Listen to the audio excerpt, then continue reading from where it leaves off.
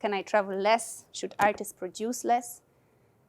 My second part of the talk will be about production and overproduction, actually. This is why we created the collection. It's frustrating in me of the fact that there is too much production happening. This sector can be so unfair. How can I remain ethical?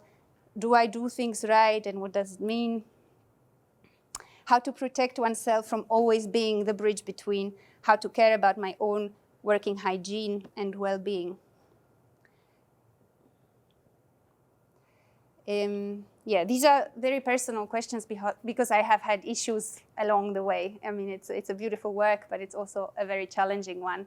So I thought to share those with you, hoping that you will share yours with me. I don't know if you have any questions at that point, any practical questions maybe. When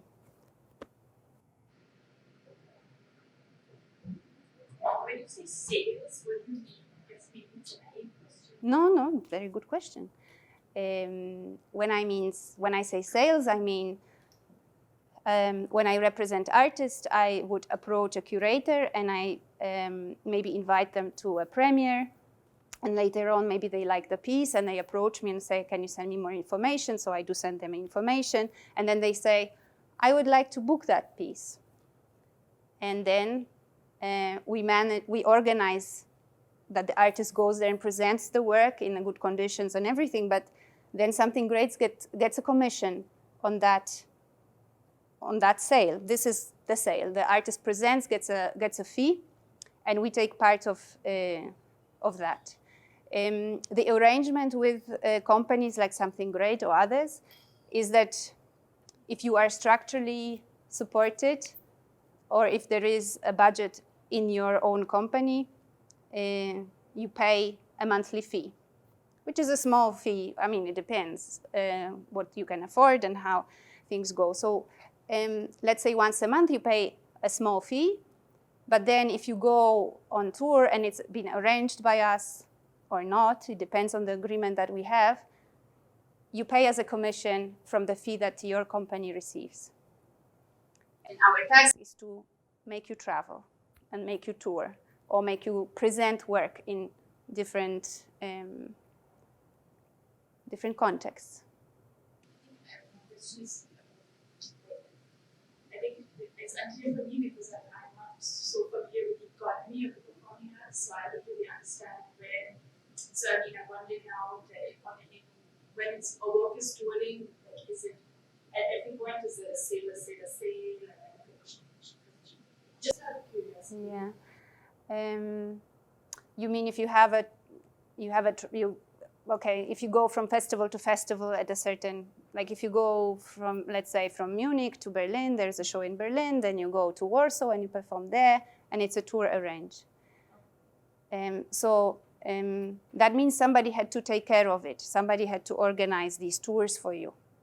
And for that, yes, you pay a commission from every show that you have.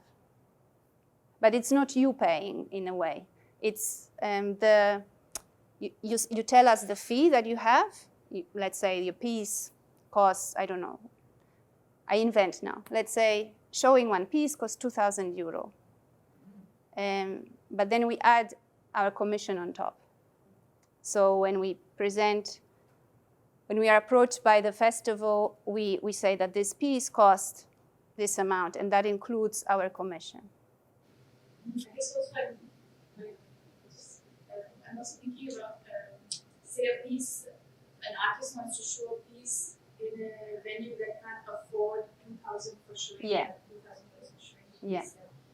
What happens? Yeah, then we negotiate, then we all meet and we check if this is important for you to go, if it's maybe a venue that is giving a beautiful context but cannot, it's an artist-run space that it's important that you go, they only have a limited budget, or it's somewhere in your home country where you really want to perform, you haven't performed before, you've always been traveling around and now somebody in your home country is inviting you, then there is a negotiation. But there's also this like shared ownership between you, the collection, and I'm not talking about the collection now. The collection is completely different setup. I'm happy to tell you how the collection works later, but now we are talking about how an agency is working. So this is just a normal a fee for the work that has been done, like a management fee, and it's a percentage. So if you, let's say, want to lower your fee and the venue cannot afford a 2,000 fee, you want to offer 500 fee or 1,000, we take a percentage of that. So our fee automatically is also reduced. So it's up to the artist also to decide how low they can go, and we adapt to that. But there are also, I mean, that's a thing.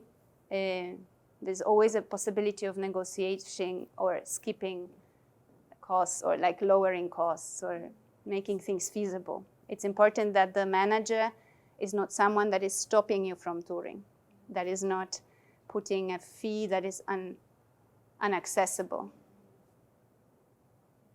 No worries. How do you have any artists who's not working with kind of like production of pieces but more choices are receiving ones, like how do you that also work with like sell or distribute? You mean pieces that are not like the final? There are no pieces, like they're just in research on it. This is what. Yeah, or like I don't know, pieces which would have more I don't know a form of laboratory, like not staged, you know, like products. Yeah, if all their works are like this, if their activity, if the artist's activity is like this, I think it's super difficult to work with an agency that is focused on distributing works and making them travel. Then maybe it's worth considering working with one person that is a creative producer, working with you closely, and then following the process, and then finding, you know, maybe 2 or 3 opportunities during the year where you can engage. But that's the thing, like why the piece wants to travel. I mean, if there's a touring agency, of course they would be interested in making it travel. But we have artists, and we have worked with artists. I have worked with artists that are not so interested in touring, and that's fine. It's just a different kind of work that you have to do, and maybe then a different financial arrangement. It's all possible. It just depends how flexible you are. You as manager in New York. And what is interesting, like how inspired are you by the artists? How much do you believe in them and the work? And then how much you decide to focus on their process. But I'm currently working with an artist that I'm working with their NGO more than with the artist. But there are different forms of engagement. So I have engaged in the work of an NGO in Uruguay, and this has nothing to do with touring extensively, or it's more the social local work that I engage with. But I must say I do it outside of the it's more like a volunteering thing, because yes, there is little or no income there. So I mean, but it's possible, and also within this artists that we work with, some tour a lot and sustain the company in a way, and some don't. Some work more in the mixture of visual and performance, and would have a showing once a year. But we still do the same work around spreading information and giving advice and supporting and so on. No worries. Any more? Yeah? Once, for example, the artist and the agency agrees to start working together, start collaborating, how long does the duration of the contract goes? Or does it differ from artist to artist? Yeah, we strive to work long term. So when we start a collaboration, we plan the development and the career of the artist together, thinking long term. We try not to work from project to project. It's representing the artist in its entity with all the projects that they have. And the contracts are without a deadline. But it's easy to stop them. You can always come and say, I don't want to work, I'm not happy with how you're doing, or I think that I need to work with one person that is more engaged in my work, with a company that, there might be different reasons. And then we stop the contract. There is a time, of course, of some months where things are being closed and when contracts are being sealed with maybe you already have some tours programmed, so we take care of that, but you can always stop the contract. But the idea is to work long term. It happens that there is fluctuations, people come and go, but I think it's more sustainable to plan long term always. Yeah. Yeah. It's a simple question. Maybe it's what if I have a show, a performance, or work, maybe interesting for you. How I can get in contact with you? How I can introduce my work? Mm-hmm. Well, you can write us an email and say that you are looking for representation, or invite us to a performance that you have in Europe somewhere. From my experience, it's usually worked like it's a long process to start a collaboration with us. It's a limited number of artists that we can accept. So if somebody leaves or we stop a collaboration, there opens a window, so to say, when we can accept a new collaboration. So I understand it is a hard process actually to get into a company this small and kind of offering these boutique services, let's say. But it's possible, and it works like this. It's usually a long time because we need to see the work live, get to know you. Maybe you have a team, we would like to get to know them too because we'll be working closely. We want to see maybe more than one show to see how you have developed, what kind of works you do. It's sometimes curators or programmers that approach us and say, hey, there's this interesting artist, they are looking for representation, can you do it? And then we respond or not, like we decide also, we talk about it a lot, but that's the way. I mean, artists approach us regularly and we always have a look and consider that. Yeah. I think with actual looking we do, taking these choices or what we use, how many people each roles. You mean the artistic team? In the company, how do we curate the artists? Like, how do we pick them, or what's the decision-making process? Yeah, which roles do you have? Well, we are the two directors of the company, co-owners, and I'm the associate director of the company. So it's good to write me, for example. So I do the first assessment, so to speak, and then we meet the three of us and we discuss. One of us would go to see the work, or we see videos, we discuss it together and then take a decision, depending on what we also need as a curatorial team, because it might happen that we love your work, but we have an artist that is actually working in the same, using same, maybe not style, of course everything is different, but maybe it's kind of similar in a one way or another, and that might not fit at the moment. So yeah, this is basically, but yeah, it's a subjective, it's a choice that we make subjectively, depending on how we feel and how we respond to your work. Yeah.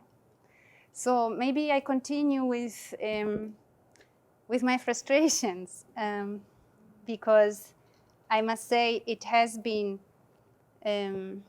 it's beautiful. It's a beautiful area, performing arts and choreography especially. But yes, the way the market works and the fact that pieces don't last forever, and that the longevity of works is maybe sometimes 6 shows, sometimes 2, depending. Where you base, actually. If you're in your country there is a circuit. And you can travel from a theater to theater or from a venue to venue, then you're very lucky. But there are places in the world, there are places in Europe where it's really tricky, and sometimes you put so much effort, money and energy and teamwork into a premiere, and then after 2 shows, 3, it's done. Also, the system of structural support, if you happen to be based in a country that does offer structural support, the system works in a way that you are forced as an artist to produce a piece every year, or produce something to prove that you are an artist and that you work in order to receive money. So your research time is shrinking and shrinking, and you cannot really deliver a good, not a product, but like a good piece. It's hard to make good pieces when you cannot research or you have not enough time. Also, another thing that is causing the short life of pieces is sometimes it's the ego of a curator that wants to have a new thing every time. And it's a frustrating thing when you're showing a premiere, then there's a curator coming, oh, I love this. What is the new thing that you're working on? And it has to do sometimes with the ego, but sometimes it has to do also with the structure. Because maybe the curator is forced to deliver within the year or in the festival a certain amount of premieres, because the grant giver says, I will give you money, but only if there is 10 premieres yearly. So that is also like spinning this production system. Also the media, who won't cover shows that are not a German premiere. So the amount of arguments I have had, or with curators who are insisting on an Italian premiere or on a German premiere, you cannot go to this village down south because I need to have a premiere first. So there is this piece coming from Brazil, and they cannot have a sustainable tour because the requirement of premieres allows them to only show the piece twice. Otherwise, they would show a piece in Rovereto instead of showing it first in Rome or something like this. So this all is causing the situation where there is more and more works produced and more premieres, and the life goes short. And there are such amazing pieces around the world. And we thought there's sometimes such amazing works. Sometimes they're not so amazing, but so important historically or for the context they've been created, that we would like to keep them forever. And what to do? What to do to keep the work alive? We thought to create a collection. Where we will buy works. And it's also, of course, also now a philosophical question: what does it mean to buy a performance? What do you buy really? But this has come from a frustration, from a disappointment, and from admiration for works that we can see from all over the world. So we thought, okay, let's build a collection that will not be the greatest, the best, the newest, but a subjective choice of pieces that are meaningful, historically important, that will maybe not, if it wasn't for the collection, they wouldn't come into the history of performing arts, because the artists that created them do not fit into one specific genre. They do pieces that maybe are not really pieces, or we don't know what they are, but kind of on the margins of things. Maybe they create in Turkey, and they are based in Turkey, and they have an amazing body of work, but they happen to live somewhere small, unknown, and they cannot be another Angeles and Persmaker living in Brussels.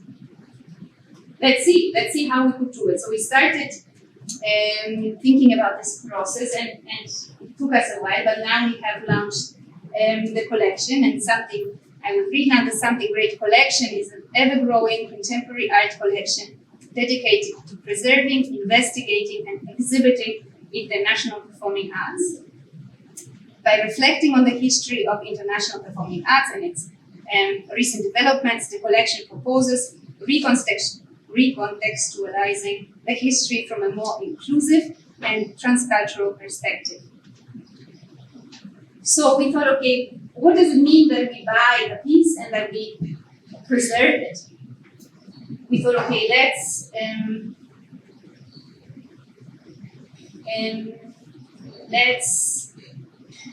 see what it misses. Maybe it misses a costume in order to be presented. Maybe it misses the set is broken. Maybe the performer is sick or dead or does not want to perform it anymore. Maybe we can create a fundraise for a situation where we can replace the missing objects or human factors and offer residencies, co-production, support for creators and makers so that they can prolong the life of the piece. How can we create knowledge around the piece, constantly promote researchers to write about the work, create films, documentaries about the work so that the knowledge is expanding and circulating about it. And then presentation, of course, it's important. So maybe we create exhibitions where external curators are studying our collection, taking a piece or two or three from the collection, and then inviting pieces from their region or from their context, and building an exhibition where the collection can be put in dialogue with other works. Maybe we then collect these works also and do a similar work around them. But the goal is not to create an archive, it's not to document what's already existing, but to create new knowledge and to make sure that the pieces are always presentable. So maybe the artist will work, the creator will work with an assistant so that when they die or are incapable of working, maybe somebody else can support the work and make sure that this piece can be presented. If they want to, if they say that this piece dies with me, then that's fine. But then we will stay with a huge body of knowledge and work that's been done around the work. So yeah, the goal is to preserve the ephemeral and to build a legacy of performing arts, but ultimately we want to change habits. We would like to create a dialogue within the industry with artists, with curators, with grant makers, so that they stop pushing for premieres, for the artist to maybe, if you work on a new piece, maybe it's important that you think about preservation practices already while making it. How do you keep your archive? Do you keep it at all? What's important to take note of? What's important to document? What's left after the piece has premiered? And I thought to divide them maybe into working groups if you feel happy with it. If you don't, we can still continue the conversation and you can ask me questions or if you have any. But I thought that maybe if you grouped yourselves in 5 groups of 5 and try to have a conversation about it, that would be great. And these are the questions that you could answer or try answering. Can you ask a question? Yeah. I was curious, how do you come up with it, like with the price with which you buy the piece? Like, is it how do you come up with it? Yeah, we cannot. It's a thing that is. It's again place of negotiation. What we can offer, what the artist expects for selling the work. The fact is that we are not buying really the work for our exclusive use. What we are buying is sharing rights with the artists. So the idea is to create an NGO that would really protect these works and preserve them and present them. But it is not to then have a speculation and get rich because we invested in a piece and then its value is growing. So this is more to it's symbolically also to have that transaction. Is it like also, is it depends on how visible and famous this artist is, or how many like, or it's kind of the same for everyone? No, it's not the same for everybody. It depends on what we can at the moment afford. But it's not based on this one is famous, so we give him more, and she's no. I would say that on the contrary, I would say we kind of look at it as also a way of support. So we are fundraising in order to do it. We are investing our own money in it too. Like Something Great is putting their income into the collection to be able to pay this and grow like an investigation center at some point, where curators and researchers can meet and investigate the works. We are now planning a big international seminar that will be a long-term thing when researchers from different universities meet regularly to study the collection and to research the works and to think what it means to preserve performing arts, because it's different with every piece. Every piece would have different preservation needs. And ultimately, we want to create a new job, a performing arts preservator. So, yeah. And I thought to give you these tasks so that you think about what this preservation means, and you could take your work as an example and think what it would need to be preserved. I don't know how to encourage you, or I'm lost. Yeah. I didn't understand the connection between having a collective and then easing the pressure of all curators to have trainings all the time. I didn't get the connection. Yeah. When in visual art, in theory, when you have a work, the value of the work grows with time. It's not always the case. This industry is also saying that. But in theory, the older the work, the older the artist, the value grows and is not harming the artwork. In performing arts, it's the reverse, absolute reverse. The moment you premiere, the value of the work plummets. So we thought, how can we twist that? If it works like this in performing arts, visual arts, let's see how we could maybe also use the language they're using, use their vocabulary, and say, okay, we create a collection. We buy pieces like other collectors do. Of course, we do it in order to support the artist, in order to support the particular works that we believe in, not to commercialize, but the idea is to put a twist there and to make people see, okay, these works, how about if I have a next festival, maybe I change my thinking, and instead of having 10 premieres, I have a 1 premiere, because it's still important to support artists in making new work. It's important to have that trust and presenting premieres.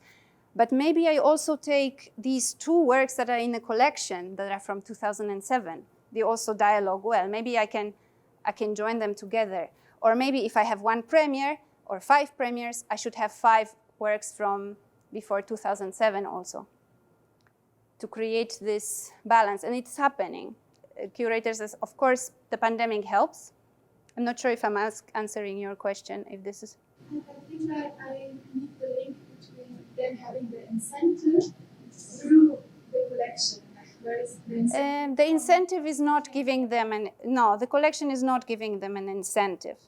It's about creating dialogue and discussion within the industry, just like I'm doing now. I'm talking to artists now, so now I'm connecting with the artists with the hope that next time you make a new work, you think that it could be a collectible item. the work, not the products, not costumes and set, not the material things, but also your work. So how do you preserve it? How do you make it sustainable? How can you already do some activities so that it doesn't die after 2 works, after 2 presentations? So the idea is to also reach out to curators, and we are doing it, and it is working in a way that, of course, pandemic is helping. Helping in a way that thinking processes have shifted. So people do see that there is overconsumption, not only in other markets, but also within the arts and within the performing arts. There is overconsumption that has to stop. I read an article by a curator from Helsinki who said that in their now festival, they are not really presenting new works. They are using the money they had for co-production to support Helsinki artists in presenting works that are old. So these changes are happening already, and the collection is to do it, but is also to just make these works survive, the works that we believe in, that we thought are amazing, or important for the context, or historically for the performing arts. The goal of the collection is not to sell works. I, as a manager of the collection, I will not be calling curators, encouraging them to present these works. This is what the agency is doing, working with artists and making sure that they travel. The collection will not be encouraging further touring. It will enable showing the collected pieces. So if there is someone that wants to show a piece from 2007 that we have in our collection and they call us, we will make it possible and offer all the service possible to the artists, but we will not proactively call curators to sell these works. We will rather create opportunities to have exhibitions and to present these works on our terms. I have a question regarding the ecological aspect. Yes. Because it's something that I'm thinking a lot about at the moment, and I was wondering what kind of solution did you already found or discuss within your company? And I don't know, for example, if you have artists who are taking like vertical choice of not living in a big city, but living in the countryside, and developing their work locally, or can you still have an international view, but still touring locally, and not just going from Paris, Berlin, Brussels, like the big cities, or how did you develop the ecological? Well, first of all, creating the collection is one of the answers that we found for ourselves. We have been thinking about it. We're not ecological experts. We had our doubts, we had our issues. Of course, we want to be sustainable there. But ultimately, when I look at it, in the end, the pieces of something great tour the world. So in that aspect, it is not really ecological. But what we can do, and we have been doing, is finding a sustainable tour. So if you go somewhere that if there is no pressure for premieres in the world anymore, ideal work, the piece can go to places and stay longer in the region. Or you can arrange a residency and the performance together so that people stay longer. This is always my goal, to not have these singular shots.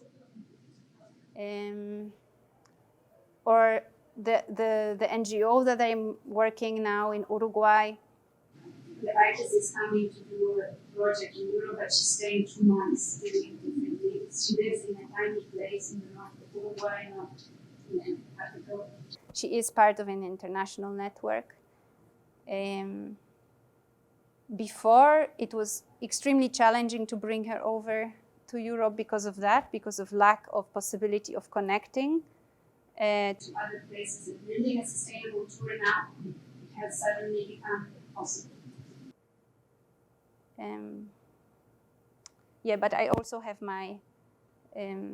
my doubts. How ecological can you be? Like this is something that's I've been very preoccupied as well in my work, and this led me to resign from actually representing my discipline.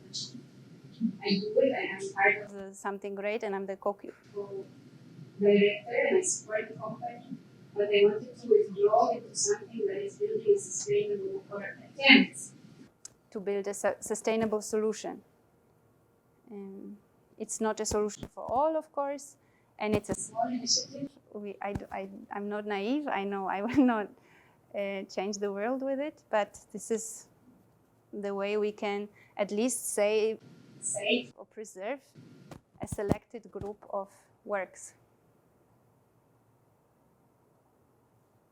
What is your strategy? No, but I'm just thinking also for my personal choices. Like, I would love to live in the mountains, but I'm like, how do I build a company really in a tiny village where there is no visibility at all, where it's difficult to also travel because things like travel to take the car to go down to the city, and it's like. Yeah, and you can make people come to you. That's also a travel. But also like how I'm also interested in how to connect works to local communities that don't live in the cities that do not go to the city. So this is a question of which audience is your not target, I don't know this word, but who is your audience? Yeah, this is wonderful. Comment is a wonderful question. Thank you. It's so important to think about your audience, and it's so important to think and to know, to realize that there is a particular kind of audience that you have when you travel, and sometimes you end up not having an audience because you travel so much and you go there only once. So I know artists who have resigned from it or keep a parallel life. So of course it's important for them to have these connections, and it's also money. This is how they get to survive, because from touring you can earn a living. So, but they dedicated a certain amount of time during the year that they can do it, and the rest they focus on their little village in the mountains where they have. But I'm not that, I'm not teasing. Yeah. Like the artist I work with, she lives in a tiny place in the middle of nowhere, where she created this. Of course, it's a matter of resources where you can apply for funding, what your family can support you with. But she has created the residency space there. And she connects with local people, and they are their audience. But there's also an international network that she has that can always come there to exchange and build things. But she's doing projects with prisoners in a prison down nearby, in all conditions. And nobody knows it. Like you're never going to know about this. But she focuses on that. This is her drive. The rest is something that sustains her. So I think there is this possibility of finding a balance there. We will never be 100% ecological, probably. The system would have to change. But there are ways of finding your way there. So an African artist that I know, like he did exactly the same. He said, I had my touring. I toured the world. I toured in France, and I was fed up with it. I didn't know the people that were coming to see my shows. And he moved back to Lagos, and this is where his life is, and this is where he's creating a community of performing arts also. So it's possible. And good luck with that, really.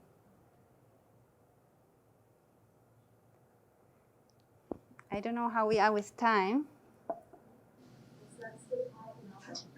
Okay. We can do the group chat, or we can continue with questions if you have any. I'm pretty much, explained what we do. I don't know if it's clear. I know the connection can be a confusing thing because, yes. Still one thing, when you kind of bought a piece or something, how you want to make it alive again, kind of cast, like you cast the Yeah, we have a work like this that it's impossible to present anymore because of the cast, a missing cast. We decided to collect pieces from the 21st century, so we still the makers are alive and in good shape. But yeah, we always think that at some point we want the collection to outlive us and outlive the makers. So yeah, we have a case like this where my task is now to find partners, co-producers, and to fundraise externally so that this maker can go on a residency, new cast, work with them on the specific body language that she developed and make up the piece as close to the original as possible, but it will be, of course, an adaptation after all, because there are different performers and they will have an input into the work. But we also have a piece that is absolutely operational. It's from 2005, but the set is a bit broken. So we focus on the set now. So to find a co-producer, to find a sponsor, to replace that so that the piece can be presented. Then you store those. Yes, sections. Yes, we have a storage. It's a big enterprise. I mean, I'm super scared. We are in the beginning. But yes, we are storing everything, documenting. This is what the Like the performing arts conservator will also have to take care of. To document every item, like in a museum, like in a gallery, to make sure that when we have a loan, when we are sending that piece somewhere, everything is well packed, everything is delivered. That somebody goes with the piece because it's in our collection, so tour management will have to be done by us fully, so that it's in best possible condition, presented as a loan at another festival or venue. And then imagining that if you go that far, that everyone was initially in the creational process of production, this outlived, do you imagine it to be like noted that well that it can just be reproduced at any time, but that there is somehow always one person that is responsible to have all the knowledge, for example, about choreography and spatial aspects? Yeah, we definitely want to document and make as many notes and documentation as possible. But also the goal is that every maker works with an assistant, a young performer or young choreographer. That takes the knowledge and assumes this role of the director. When the original maker is no longer capable of working or dies, so that there is a person, that there is a piece. And if there is a situation where it's a solo performance, it's usually a question of negotiation. Maybe the artist says, like I said before, maybe the artist say, I believe that okay, I can do it. And then that's fine. Death is part of life, we accept it. The piece will eventually die with the maker. But then we end up with an amazing body of knowledge that we have over the years accumulated and instigated, because this is also not about collecting the existing, but making people work on the piece and discover new relations with other works or other notions in culture. When you anyway want to present something but the performance is still not alive, then how you would do it? Like you have like an exhibition or something like this? Or yes, but we want to work with external curators who also, we know, specialize in performance exhibitions. So they know how to curate a festival, but also how to work with the material that is around the works. Because there's huge research, I'm sure you know it all, and you have that experience of when you work on a piece, you accumulate or not, if you don't have an archive, if you don't keep these things. But in general, the knowledge that is built up while making a show is huge, and there's only a fraction of it that enters the performance. So how to present that is another difficult thing, yes. But like I said, the collection does focus primarily on like making these pieces presentable always. But yes, to work with a curator that knows how to present other things and how to find the interesting one, the meaningful ones, is another task of ours, yes. Yeah? I have two questions. One is very short. Where are you based? In which city? The company is based in Berlin. I'm based in Poland, in Poznań. So I'm kind of connected. The plan is that I'm in between cities. Now it's, of course, a different story, but yeah. And the second question is, you also document somehow the historical context which is around the work, because I feel like it's very important also if it's like not some years ago, but when it's always quite long time ago, that the context of the work is quite important also. So this is important, and this is why we're creating these collaborations between, like, I'm physically not capable of researching all the works to this extent. So my goal is, and this is what we've been actually successfully now, connecting universities from different parts of the world so that their student researchers meet, study the collection, and do exactly that. And we want to work also with the in-house researcher that coordinates these things. But yeah, that's a matter of preservation. Like, okay, there's a piece for which the historical or original or any context is important, then the preservation is in researching that and documenting that. That's also part of preservation. This is how we see it.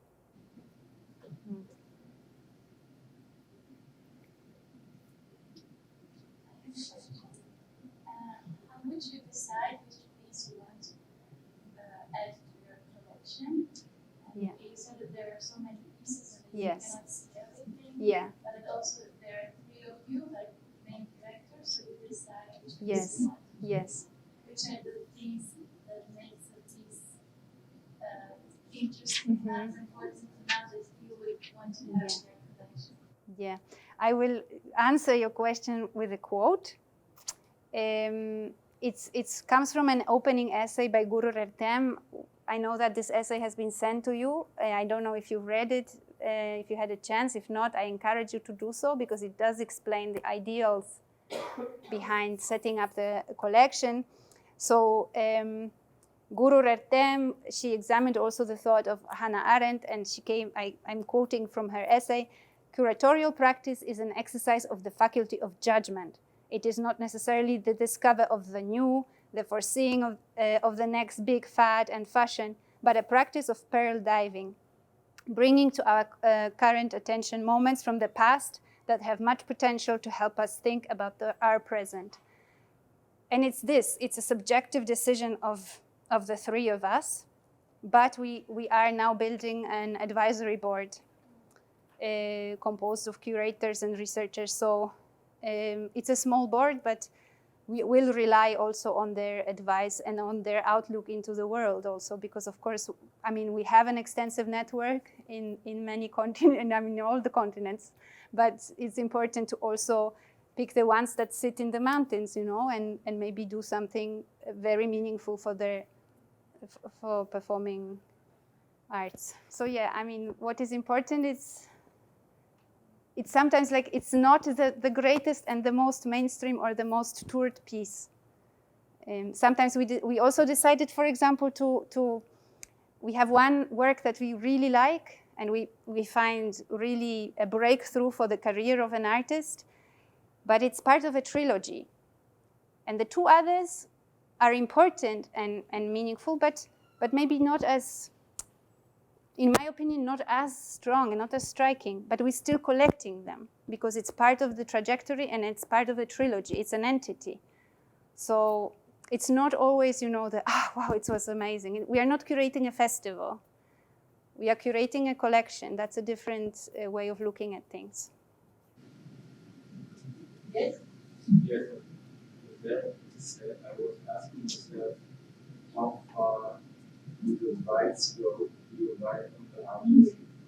For example, could you, because you have the rights of many pieces, could you combine pieces? Could you, Like make 1 out of 10? Yeah, no, okay. Or is it the special right you have to only talk to the artist, or? Yeah, I mean, it's another, ethical question we had, like when we were building the contracts. And they are a matter of negotiation, of course, with the artists. They know very well what they are signing. It was a way of controlling ourselves. So not doing this, what you say, like putting a line on our whatever needs or whatever the lawyer would said, because when you talk to a lawyer, sometimes they are like, yeah, you have to go, and you have to have this. And then we had to limit that. But also, how far do you go in limiting yourself? You also have to have certain rights, because there will be work done. There will be care. There will be, constant investigation. So what happens to those objects that we restore and we fundraise for? Are they still the property of the artist? But it's a new thing. Like, we had to deal with that. But definitely the artist is only sharing certain rights with us. So in these maybe difficult moments in the contract, it's always the parties have to decide together. So it's sometimes in a situation, but the artist is free artistically. And we will never take over the piece and present it or adapt it without the artist's knowledge. This is forbidden by the contract. So there was a lot of care in building the contract, so that it is protecting the artist but also protecting us. But I would say it's more for caring and making sure that people and works are not harmed in the process, rather than really buying, because we say it's a collection and we say we buy pieces. There is financial exchange, but truth is, how do you buy? How do you buy a performance? I mean, this is it's an attempt. Yeah, but it's a good question, and I mean, like I said, it's an NGO activity. So this is not to then sell the piece to someone else so that they have it in there. I mean, it can happen, of course, that MoMA comes up and says, hey, we want to buy this work from your collection. I mean, that would be amazing. But yeah, then it's a conversation between parties, how to do it in the best possible way. And the artist is always free to leave the collection. This is also something that maybe if you are a visual artist and you sell a piece to the collection, you would have to buy it out. Here, of course, there is some buying out in a sense that we pay, they pay back, but it's not like millions of dollars. So it's always possible to arrange, on mutual terms. If there's an important collection that is meaningful for the artist to donate the work somewhere else, then we can think about it together also. And there is a moment where you can just say, I don't want to be part of this collection, and we make it possible. Protecting our rights, of course, as well. Do you then have to give the money back? Yes. Yes. If we buy your work and you want to leave, for just because.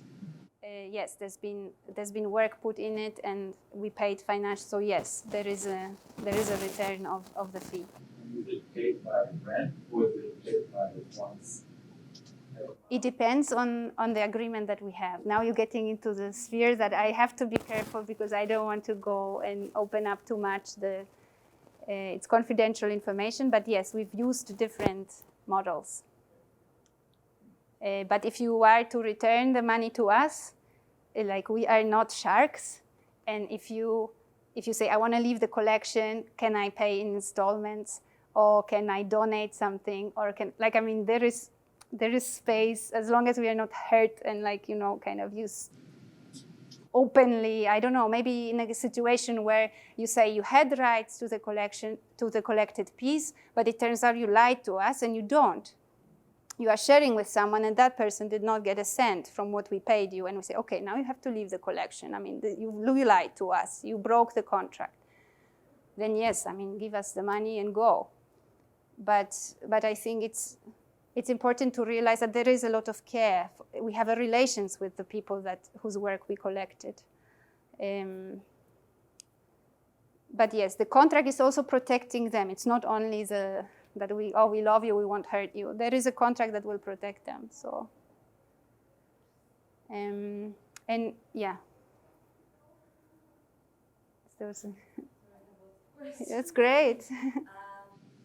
So, for example, like if the artist is not alive anymore, and like I don't know, me as an artist, for example, now I can decide to make a reenactment of a trio A or comedy, whatever, and I don't know, as I understand, I can do it now because no one actually owns the rights to some of these old pieces. So what happens then if these pieces in your collection? So that it isn't any other people cannot do the reenactment or homage to these pieces anymore.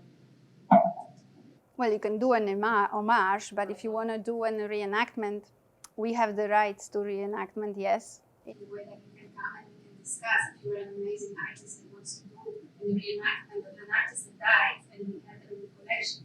We will talk to you, of course. Even though, like, if there is some artist from non-European country who doesn't even, like, everyone, I'm not even sure that, like, trio A it's in someone's collection, how someone's rights. I don't know, actually. I don't know if it's part of the collection. If the piece is in our collection, we store the notes, and there is probably an assistant or someone with us that knows the piece, knows how it should be done, and the rights stay with the collection, like half of it. I don't know how it would happen in 50 years, to be honest. It's a good question. I need to talk to my colleagues about it and see how we could solve it. Because I don't think it's your desire to just get money from it, but then I can see this piece in some years. Like in 60 years, when we are also gone, the collection continues, and then somebody from the collection may say, no. Yeah, good one. Thank you. You had a question? I thought of what you're saying, and I thought, but what you're saying is that the state of the performing arts market is this, and we are offering an answer of what we think now is necessary. The environmental questions will be different in 50 years too. The solutions that work today might be different then. But this is the balance that's needed now, is what they're saying. It's also not a solution. It's an attempt of solving the situation for us in the end. I mean, I want the collection to grow infinitely. I want it I hope that we can accumulate more works so that they can be protected and preserved. But I also realize that there is more works in the world, and there's more artists, and they have more needs. But if this is a response, an attempt to respond to current situation for some of us, then that's great. If the collection can make people question the current situation, if what we do can make people think twice before they invite 10 premieres, that's great.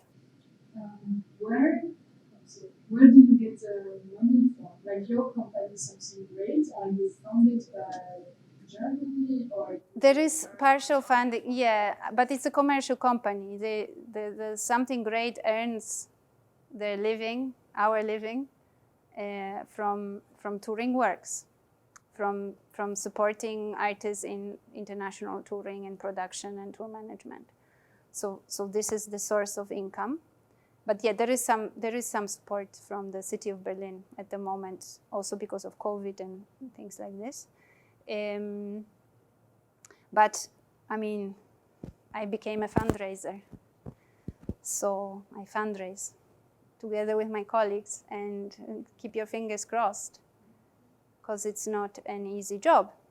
But yes, the plan is to fundraise to find collaborations worldwide. I have a question. If I was a young artist and I wouldn't have the time to wait until I become a part of your collection, and for the long-term process you need for creating a partnership yourself. Yeah. And I have a first piece where I feel like this should be touring internationally. What would you advise me to do in order to get my piece on the road?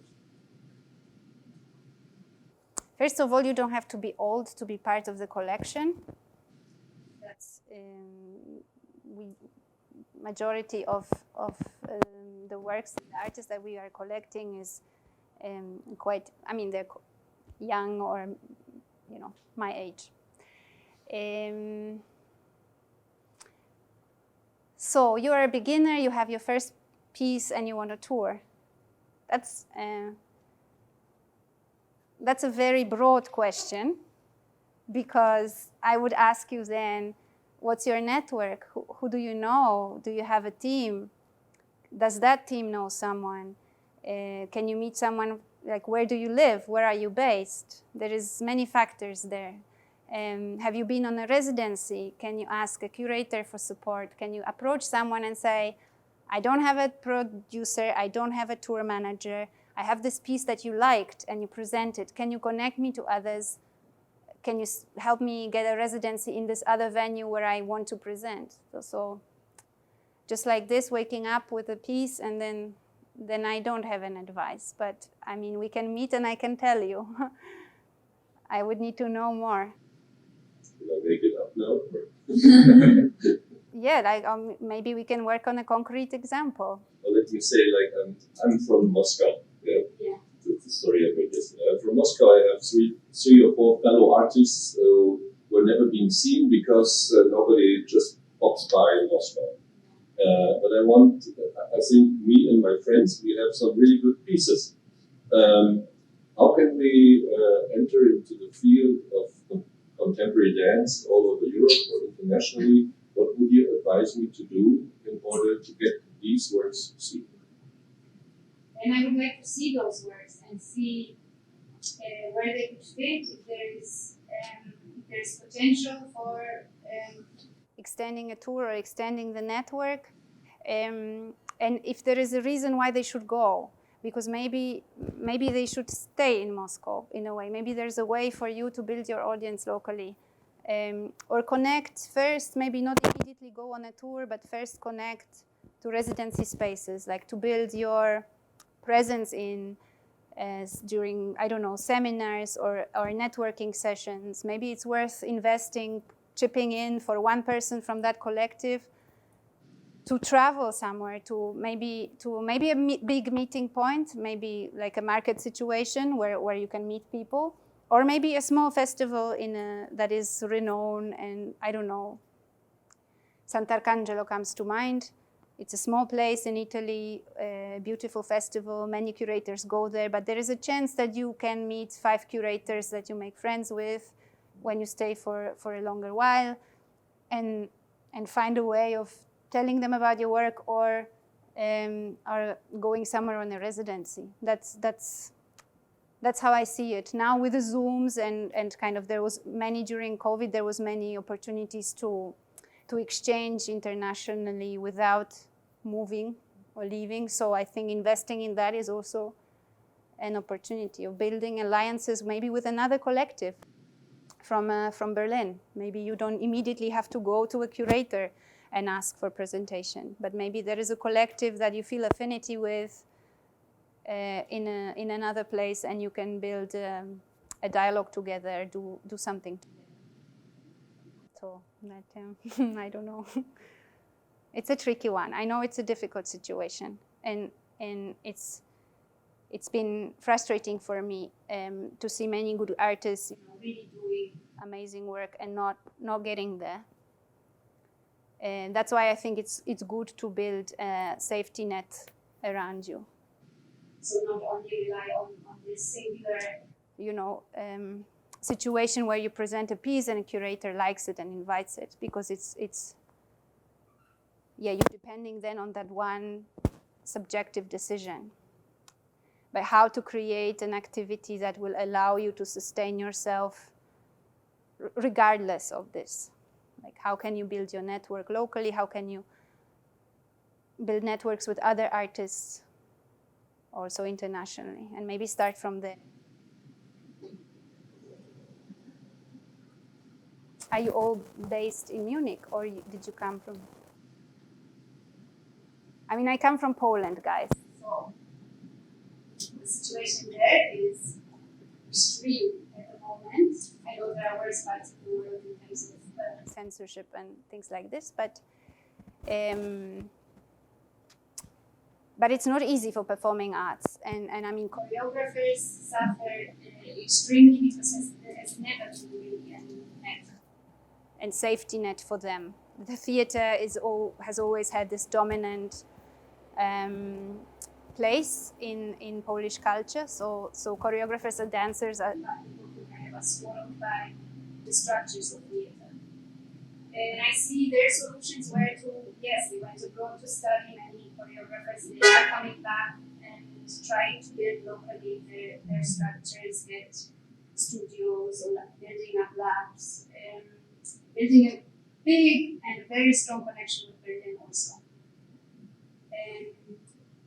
So that has helped them to survive and still get a job and not having to travel, extensively and still be at home. So that was possible for them.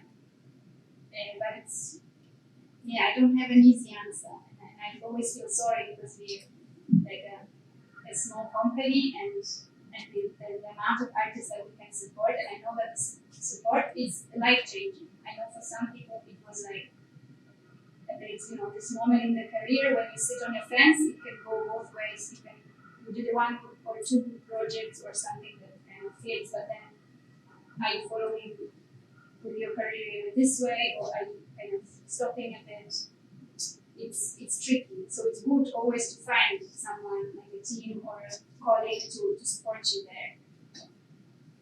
I heard of artists, teaming up and kind of doing representational work with each other. I think it can work short term.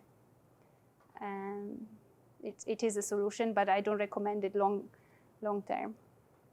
I also think that taking this role of advertising oneself and one's work is very tricky, and I wouldn't want you to do it.